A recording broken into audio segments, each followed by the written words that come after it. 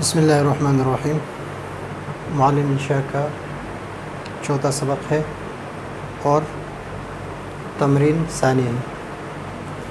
اس سے پہلے سبق میں ہم پڑھ چکے تھے کہ معرفہ اور نکرہ، اور ہم یہ بھی پڑھ چکے تھے کہ معرفہ جس پر الف لام ہو، ایک علامت یہ ہے اور ایک علامت یہ ہے کہ عالم ہو، لیکن صرف اس میں الف لام اور تنوین ہے، الف لام اور تنوین ہے۔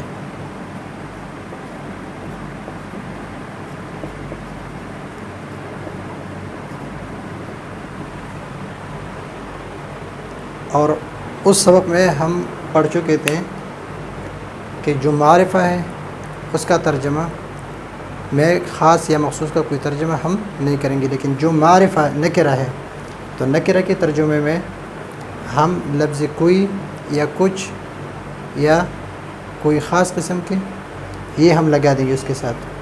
تو ابھی جو یہ ترجمہ ہم کریں گے تو یہ معرفہ ہے، جو معرفہ اس کے سامنے ہم میم لگا دیں گے۔ معرفہ ہے، کیوں معرفہ ہے؟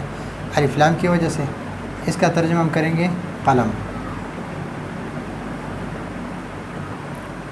الکتاب، اس کا ترجمہ ہم کریں گے کتاب۔ قراصۃ، اس کا ترجمہ ابھی ہم نکرے کی طرح کریں گے، کوئی کاپی، کوئی کاپی۔ کاپی کو کیا کہتے ہیں؟ کراسہ۔ حبر، کوئی قسم یا کسی قسم کی سیاہی، کسی قسم کی سیاہی۔ سیاہی کو کیا کہتے ہیں؟ حبر کہتے ہیں۔ مرسم، یہ بھی نکرہ ہے اور یہ بھی نکرہ ہے، یہ بھی نکرہ ہے، یہ معرفہ ہے، یہ بھی نکرہ ہے، تو اس کا ترجمہ ہم نے کسی قسم کی سیاہی سے کی۔ مرسم، کوئی پینسل۔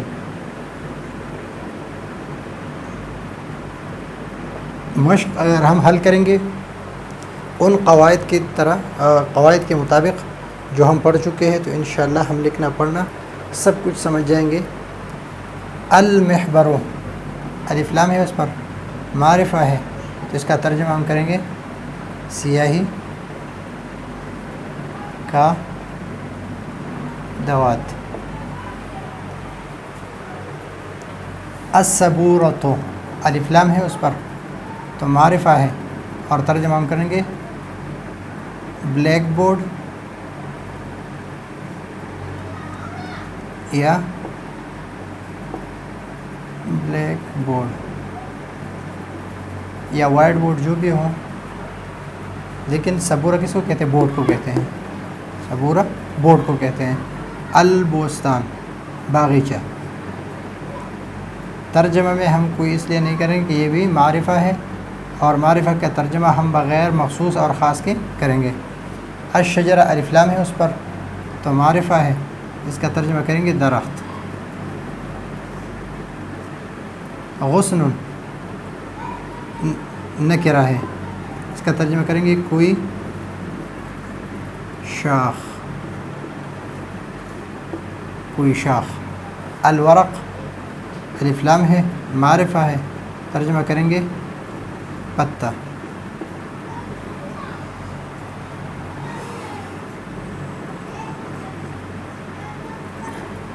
الزہر، یہ پھول کو کہتے ہیں اور یہ معرفہ ہے، تو معرفہ کا ترجمہ کریں گے پھول۔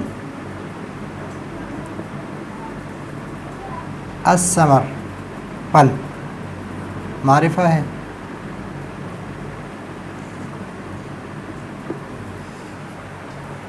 فاکہۃ، فاکہۃ، فروٹ۔ ثمر، میوہ،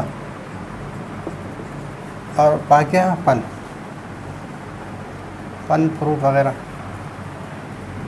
کوئی پھل، اس لیے کہ نکرہ ہے، یہ بھی نکرہ ہے، تو کوئی گھر، کوئی گھر۔ السقف یہ چھت کو کہتے ہیں اور یہ معرفہ ہے، تو ہم اس کا ترجمہ کیا کریں گے؟ چھت سے ہی کریں گے، چھت۔ الباب معرفہ ہے تو ترجمہ ہوگا دروازہ۔ جدار رن تو یہ نکرہ ہے، اس لیے تنوین ہے اس پر، تو نکرہ کا ترجمہ کس طرح کریں گے؟ نکرہ کا ترجمہ کریں گے کوئی دیوار، کوئی یا کوئی ایک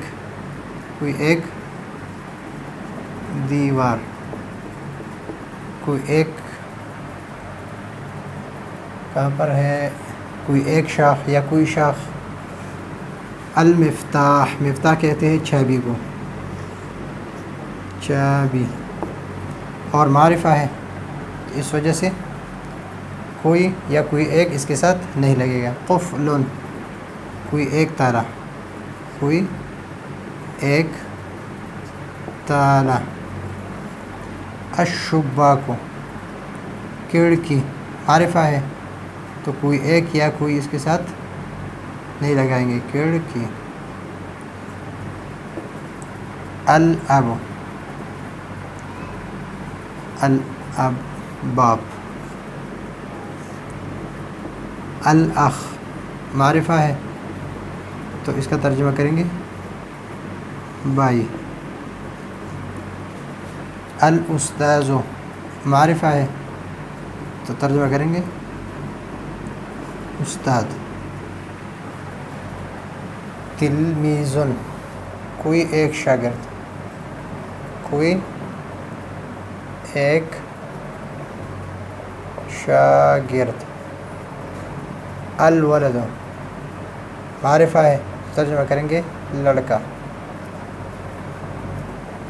الخادم معرفہ ہے تو ترجمہ کریں گے خادم، نوکر، ملازم۔ البنت لڑکی یا بیٹی، بیٹی اور لڑکی۔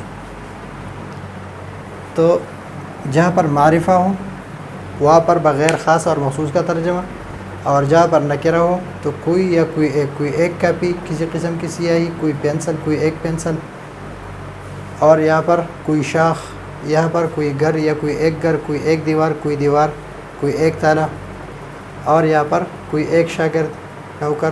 یہ ساری معرفہ اور نکرہ کے جو قواعد پڑھتے ہیں اس قواعد کے مطابق ترجمہ کریں گے، اپنی طرف سے ترجمہ نہیں کریں گے۔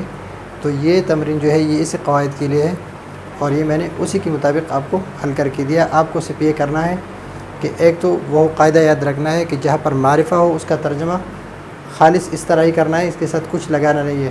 جہاں نکرہ اس کے ساتھ کوئی ایک یا کسی قسم کی یہ لگانی ہے، اور اسی طرح ترجمہ کرنا ہے۔ باقی یہ ہے کہ آپ کو پین کو کیا کہتے ہیں، قلم کہتے ہیں، کتاب کو کیا کہتے ہیں، کرسی کاپی کو کیا کہتے ہیں، سیاہی کو کیا کہتے ہیں، یہ الفاظ آپ اگر یاد کر لیں تو انشاءاللہ جب ہم عربی تکلم کا درس شروع کریں گے اور اس کے بارے میں پھر آپ کو آسانی ہوگی، اسی میں آپ آسانی کے ساتھ تکلم کر سکیں گے۔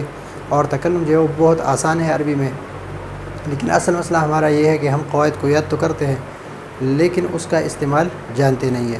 تو ہمیں چاہیے کہ ہم جو بھی قواعد یاد کرتے ہیں ہم اس کو استعمال کریں تو بہتر ہوگا۔ تو یہ ہے آج کا ہمارا سبق۔ اگلے سبق کے لیے اجازت چاہتے ہیں۔ اللہ حافظ۔